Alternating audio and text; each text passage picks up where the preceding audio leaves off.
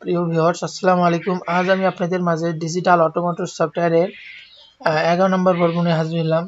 তো আমি সর্বপ্রথম আমরা কি করব, অ্যাডমিন প্যানেলে আগে লগ ইন করবো। তো সর্বপ্রথম আমি সফটওয়্যারে লগ ইন করতেছি, আমার ইমেল অ্যাড্রেস এবং পাসওয়ার্ডটা আমি দিলাম এবং লগ ইন করলাম।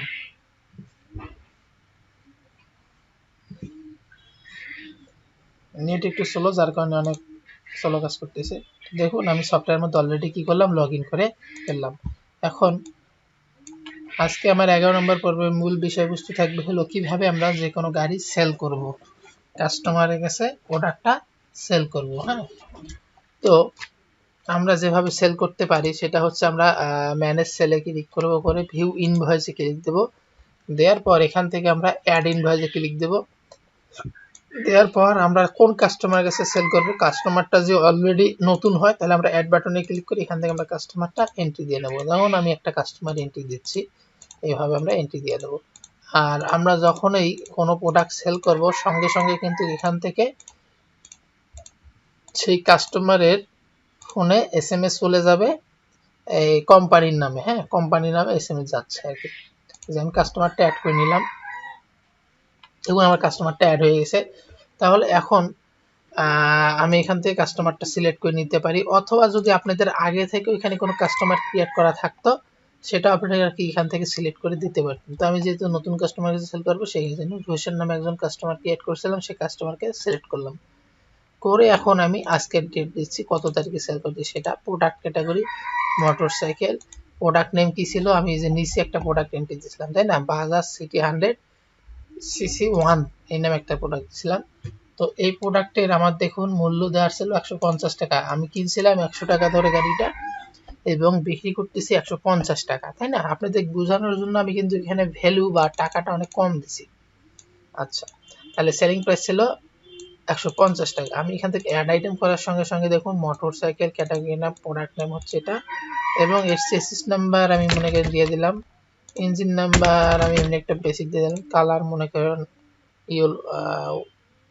BLU মনে করেন ব্লু কালার দিলাম।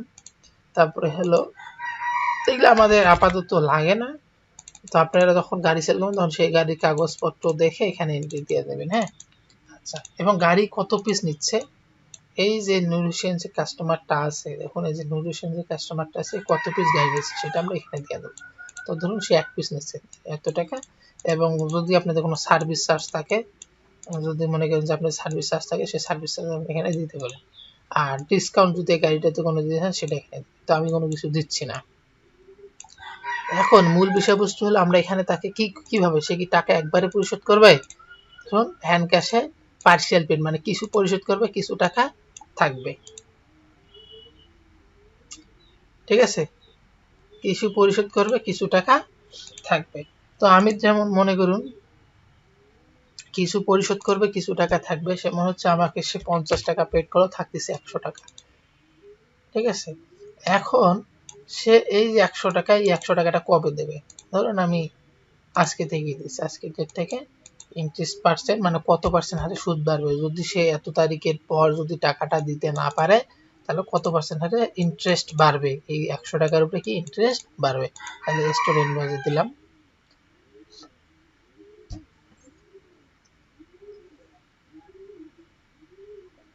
তাহলে দেখুন আমার ইনভয়েসটা ক্রিয়েট হয়ে গেছে। দেখুন আমার দেখুন টোটাল অ্যামাউন্ট ছিল, এখানে দেখুন ড্যাশবোর্ডে ছোট্ট একটা ভাবে দেখাচ্ছে আমার টোটাল, সরি আমি আরেকবার রিফ্রেশ দিচ্ছি, অ্যাসেন্ডিং হয়ে গেছে আমারটাই।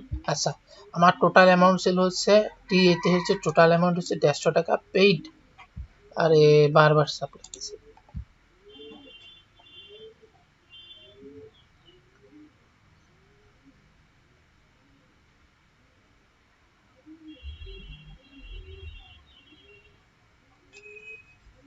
তাহলে আমার টোটাল অ্যামাউন্ট ছিল 150 টাকা, এই যে 150 টাকা।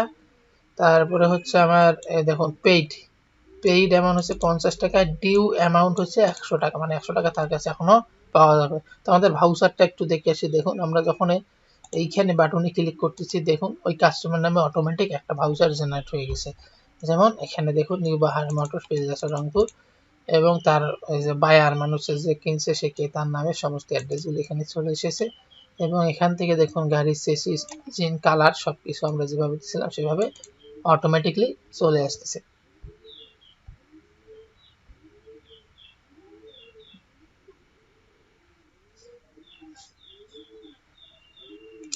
তারপরে এখানে দেখুন সে কত টাকা টোটাল অ্যামাউন্ট, কত টাকা সার্ভিস চার্জ, কত টাকা গ্রান্ট টোটাল, কত পেইড অ্যামাউন্ট, কত ডিউ অ্যামাউন্ট, কত সবকিছু চলে আসছে এবং তার গ্রান্টারকে সবকিছু এখানে আমরা কি করতে পারি, সবকিছু আমরা এখান থেকে আনতে পারলাম, তাই না?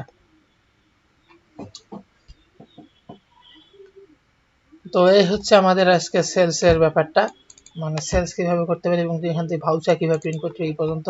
আমি নেক্সট ধাপে দেখাবো আমরা কিভাবে এখান থেকে কিস্তি ওয়াইজ, মনে করুন যে এই টাকাটা যে আমি একটা ডেট দিলাম, এই ডেটের পর বা ওই বাকি টাকা যে তার কাছে আছে, এই যে ডিউ যে 100 টাকা আছে, 100 টাকাটা আমরা কিভাবে তার কাছে কালেক্ট করতে পারি এবং নির্দিষ্ট ডেটে কিভাবে কিস্তিটা নিতে পারি, কিস্তি ওয়াইজ হোক বা ডেট পার হলে কিভাবে ইন্টারেস্ট বাড়ে, সেটা আমরা পরবর্তী স্টেপে দেখব। তো আজ এই পর্যন্ত, আসসালামু আলাইকুম।